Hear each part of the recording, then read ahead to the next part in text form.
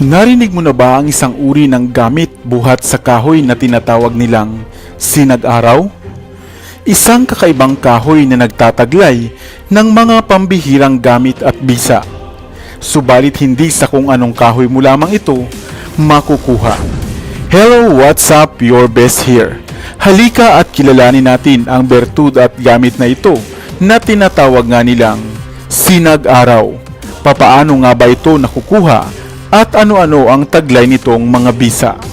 Pero bago tayo magpatuloy, kung bago ka pa lamang dito sa ating channel, ay huwag mong kalimutan na pindutin ang subscribe button at ang notification bell at mag-follow na rin sa ating Facebook page upang lagi kang updated sa aking mga bagong uploads.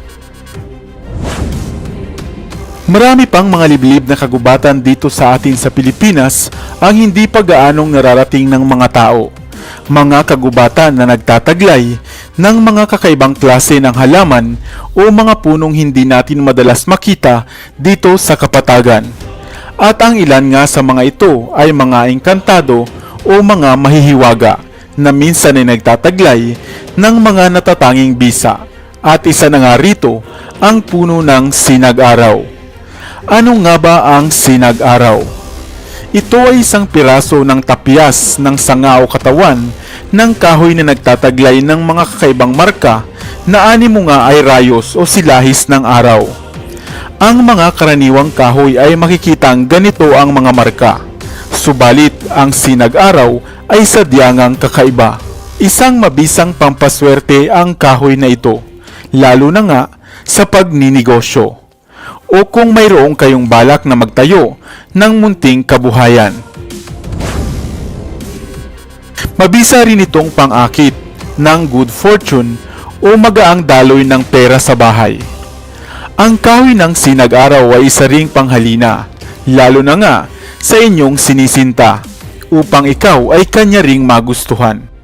At dahil isang bertud o mutya ng kalikasan ang sinag-araw, mainam itong pangontra sa mga masamang elemento sa paligid at mga palipad-hangin, at upang makaiwas ka rin sa mga inggit at mga away.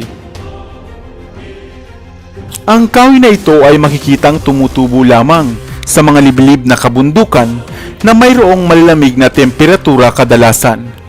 Ang punong ito ay kadalasang tumataas ng mula 15 hanggang 20 metro o higit pa, at mayroong mga biluhabang mga makakapal na dahon. Pawang ang mga nakakakilala lamang sa punong ito ang madalas nakakakuha ng mga sanga o bahagi ng katawan nito, at kadalasan nga nating makikitang binibenta sa mga gilid ng bangketa, lalo na nga sa simbahan. Subalit para nga ba saan ang kahoy na ito ng sinag-araw? Ang bertud na ito ay karaniwang gamit sa paggawa ng pulseras o bracelet ng 10 elemento, dahil sa ito ay nagtataglay ng maraming bisa. Napatunayan na ring epektibong pangontra at pangproteksyon sa paglalakbay ang sinag-araw. Maaari mo itong ilagay sa inyong wallet bilang bracelet o kaya naman ay gawing kwintas. Subalit bago ka bumili nito ay siguraduhing legit ang kahoy na inyong mabibili, at totoong ito ay ang kahoy ng sinag-araw. Ikaw, mayroon ka na ba ng kahoy na ito na tinatawag nilang sinag-araw? O baka naman, hindi mo lamang alam ang tawag dito. Subalit lagi pa ring tatandaan na anuman ang mga hangad natin sa buhay, laging manalangin, magsipag at sabayan ng gawa upang umasenso sa buhay, at gawin lamang nating gabay ang mga bertud at mga pampaswerteng ito na ating tangan. Sana ay may bago kang natutunan sa videong ito. Narinig mo na ba ang agimat at mutyang ito ng kahoy pulupot? Isang uri ng mutya o agimat buhat sa kalikasan na nagtataglay pala ng pangkalahatang gamit na siguradong maiibigan mo. Hello, what's up? Your best here. Sa videong ito ay alamin natin ang kakaibang gamit buhat sa punong kahoy. Ano-ano nga ba ang taglay nitong bisa at ang mga angking kakayahan? Isa ka bang antingero o magmumutya na mahilig sa mga kakaibang gamit na nagtataglay ng mga pampaswerte, proteksyon at mga pangdepensa. Kung gayon, mainam sa iyo ang mutyang ito. Negosyante ka ba at naghahanap ng mabisang pampaswerte?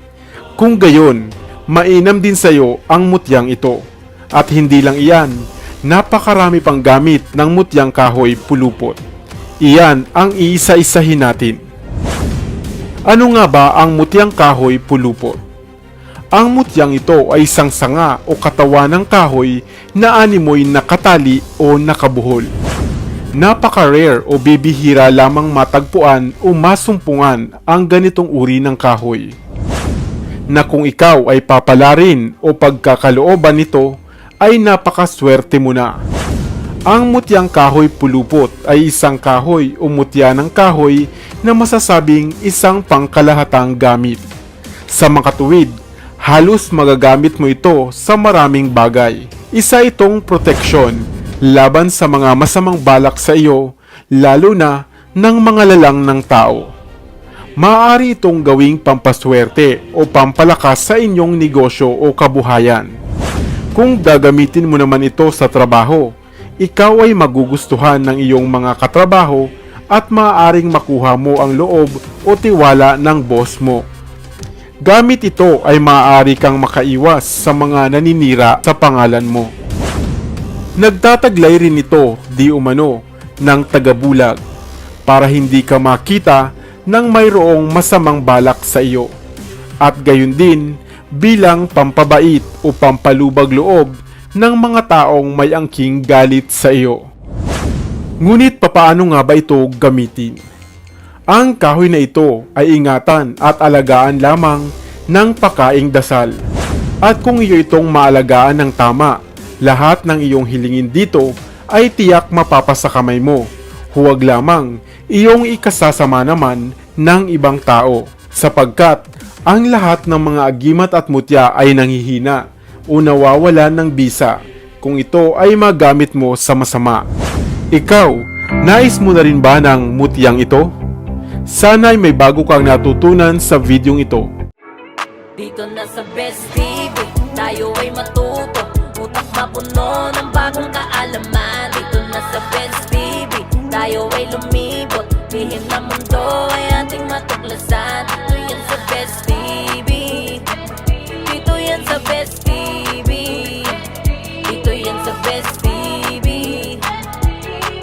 Sapagkat lamang ang laki may alam. Dito yan sa Best TV. Tara bes, sabay-sabay tayo na matuto. Pagkat dito sa mundo lamang ang siyang marunong. Ating utak sa linan ng panibagong dunong. Mga bagay na